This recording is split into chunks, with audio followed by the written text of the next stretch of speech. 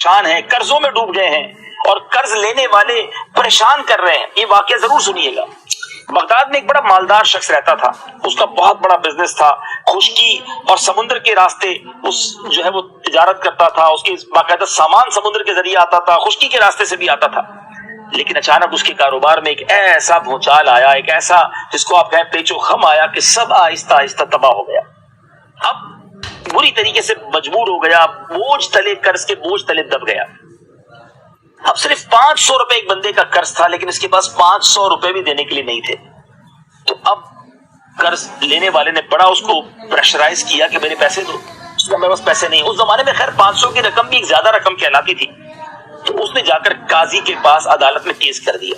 قاضی نے اسے بلایا اور کہا کہ تم نے اس کے پیسے دینے؟ اس نے کہا ہاں مجھے پیسے دینے ہیں۔ تو دے دیجیے۔ تو پھر دیتے کیوں نہیں ہو؟ میرے پاس پیسے ہیں نہیں، مال کچھ بھی نہیں ہے، میرا کاروبار ختم ہو گیا، میں دینا چاہتا ہوں مگر میرے پاس دینے کو کچھ نہیں ہے۔ قاضی نے کہا کہ کوئی معتبر ضامن دو، کوئی گارنٹی دینے والا دو، ورنہ تو میں قید میں ڈال دوں گا۔ تو اس شخص نے کہا کہ اب ایسا کرتے ہیں کہ ایک رات کے لیے مجھے چھوڑ دو تاکہ میں اپنے بیوی بچوں کے ساتھ وہ رات گزار لوں، میں پھر کل آ کر گرفتاری پیش کر دوں گا۔ تو اس نے کہا کہ ایک رات کے لیے بھی تم جو جاؤ گے تو اس کے لیے کوئی گارنٹی ہے؟ تو قاضی سے وہ کہتا ہے کہ میرے اس رات کے ضامن میرے آقا علیہ الصلوۃ والسلام ہیں، تم نبی پاک کے نام پر مجھے جانے دو، میں صبح واپس آ جاؤں گا۔ قرض خواہ جو تھا وہ بھی عاشق رسول تھا، مسلمان تھا، کہ ٹھیک ہے ایک رات کے لیے تم چلے جاؤ، نبی پاک کا نام جو لیا ہے۔ وہ شخص بڑا مغموم پریشان اپنے گھر آیا، بیوی بچوں نے دیکھا تو سب پریشان ہو گئے کہ بڑے غمگین ہیں۔ تو اس نے کہا کہ بس مجھے آج رات کی اجازت ملی ہے، صبح مجھے عدالت میں پیش ہو کر گرفتاری دینی ہے، یا 500 روپے دینے ہیں یا گرفتاری دینی ہے، رقم تو ہے نہیں۔ ایک رات کے لیے نبی پاک کے نام کی ضمانت لے کر، پیارے آقا کا نام ضمانت کے طور پر کہا ہے اور آیا ہوں، اب صبح مجھے واپس جانا ہے اور اپنے آپ کو گویا گرفتار کروانا ہے، شاید پھر زندگی میں باہر نہ نکل سکوں۔ وہ زوجہ بڑی عاشق رسول تھی، اس نے کہا کہ گھبراؤ نہیں، جب نبی پاک علیہ الصلوۃ والسلام کا تم نے نام لیا ہے نا، انہیں ضامن بنایا ہے، تو اب فکر نہ کرو، آقا ہی کرم فرمائیں گے۔ اس شخص نے کیا کیا، درود پاک پڑھتا رہا، درود پاک پڑھتا رہا، درود پڑھتے پڑھتے اس کی آنکھ لگ گئی، آنکھیں بند ہوئی، خواب میں نبی پاک علیہ الصلوۃ والسلام کی زیارت ہوئی۔ سرور کائنات علیہ الصلوۃ والسلام نے فرمایا بشارت ہو، صبح سویرے بادشاہ کے وزیر کے پاس جا کر کہنا کہ رسول اللہ صلی اللہ تعالی علیہ وسلم تمہیں سلام فرماتے ہیں اور تجھے حکم دیتے ہیں کہ میری طرف سے 500 دینار، ایک روایت کے مطابق یہ 500 دینار تھے، 500 دینار کا قرضہ ادا کرو، جس کے سبب سے قاضی نے مجھے قید کرنے کا حکم سنایا ہے، اور میں تو صرف رسول اللہ صلی اللہ علیہ وسلم کی ضمانت سے نکلا ہوں، میرے آقا کے نام سے میں باہر آیا ہوں۔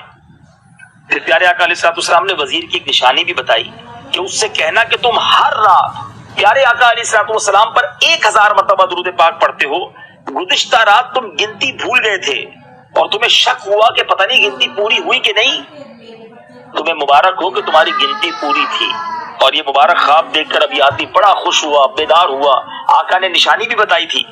یہ وزیر کے پاس گیا، دیکھا کہ وزیر کے پاس تو بڑے مصروفیت چل رہی ہے اور خود بھی کسی گھوڑے پر سوار ہو کر کہیں جانے والا ہے۔ تو اس نے وزیر کو سلام کیا اور کہا کہ مجھے کسی نے تمہارے پاس بھیجا ہے، تم سے بات کرنی ہے۔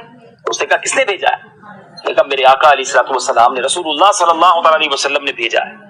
اب وہ وزیر ٹھہر گیا، اب فرمائیے کیا فرمانا ہے؟ آقا علیہ الصلوۃ والسلام نے کہا ہے میرا قرض آپ ادا کیجیے، آپ کو سلام بھی فرمایا ہے اور ایک نشانی بھی بتائی ہے کہ آپ روزانہ رات کو 1000 مرتبہ پیارے آقا علیہ الصلوۃ والسلام کی بارگاہ میں درود بھیجتے ہیں، اور آپ کل رات 1000 بار درود پاک پڑھ کے کنفیوز تھے کہ گنتی پوری ہوئی کہ نہیں ہوئی، آقا نے فرمایا تمہاری گنتی پوری تھی۔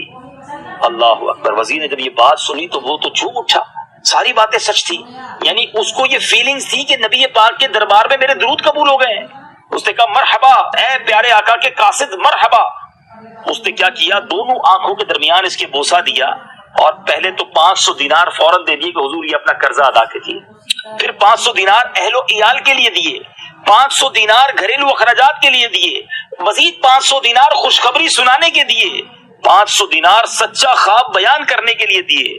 اللہ اللہ، 2500 دینار ہاتھ میں ہے۔ یہ قرض خواہ خوشی خوشی جو ایک رات پہلے نبی پاک کی ضمانت پر عدالت سے وقت لے کر نکلا تھا کہ ایک رات کے لیے بچوں سے ملنے دو، اب خوشی خوشی عدالت پہنچا، اور وہاں جا کر اب قاضی کو جب اس نے جا کر سلام کیا، اس سے پہلے کہ یہ قاضی کو رقم دیتا، قاضی کہتا ہے کہ نبی پاک میرے خواب میں بھی رات تشریف لائے ہیں اور آقا نے مجھے یہ ارشاد فرمایا ہے کہ یہ قرض میں تمہاری طرف سے ادا کروں، اور اب اس کے علاوہ میرے مال سے اتنی ہی رقم تمہیں اور دی جائے گی۔ قاضی کہتا ہے، جج کہتا ہے میں قرضہ ادا کروں گا، آقا نے خواب میں مجھ پر بھی کرم فرمایا ہے۔ اللہ اکبر، اللہ اکبر۔ قرض خواہ کہتا ہے ذرا رکو تو صحیح، میں سارا قرضہ معاف کرتا ہوں کیونکہ نبی پاک علیہ الصلوۃ والسلام رات میرے بھی خواب میں تشریف لائے ہیں، آقا نے مجھ پر بھی کرم فرمایا ہے اور مجھے بھی یہی وصیت فرمائی ہے، بلکہ یہ بھی فرمایا ہے کہ 500 دینار تمہیں اور دینے ہیں۔ اللہ اکبر۔ ادھر قاضی نے 1000 دینار دیے، جس کا قرض لوٹانا ہے وہ بھی 500 دینار دے رہا ہے۔ وہ شخص جس کے پاس 1 دینار نہ تھا اب 4000 دینار لے کر اپنے گھر کو لوٹ رہا ہے۔ اللہ اکبر۔ یہ درود و سلام کی برکت ہے۔ اس طرح بگڑی بناتے ہیں میرے آقا علیہ الصلوۃ والسلام، اس طرح کرم کے دریا بہاتے ہیں۔ اے میرے بیچ اسلامی بھائیوں، شاید اب اعلیٰ حضرت امام اہل سنت کا وہ شعر اور اچھی طریقے سے سمجھ آئے گا کہ میرے کریم سے گر قطرہ کسی نے مانگا، میرے کریم سے گر قطرہ کسی نے مانگا، دریا بہا دیے ہیں در بے بہا دیے، مانگنے والا ہونا چاہیے۔ جھولی ہماری تنگ ہے، تیرے یہاں کمی نہیں، ہماری جھولیاں تنگ ہیں، ہمیں مانگنے ہی نہیں آتا۔ اتنا دیا سرکار نے مجھ کو، اتنی میری اوقات نہیں، یہ تو کرم ہے ان کا، ورنہ مجھ میں تو ایسی بات نہیں۔ اگر آپ پریشان ہیں، قرضے میں ڈوبے ہوئے، یہ کرم آج بھی ہو سکتا ہے۔ ایسا نہیں کہ یہ کرم ہو چکے اور اب دروازہ بند ہو گیا، نہیں، ان کا فیضان، ان کا کرم آج بھی جاری ہے، لیکن بس وہ دل چاہیے، وہ کیفیت چاہیے، وہ کنیکٹیوٹی چاہیے، وہ درود پاک پڑھنا چاہیے۔ آج بھی اپنے آقا کو تڑپ کر پکاریے، وہ ضرور کرم فرمائیں گے۔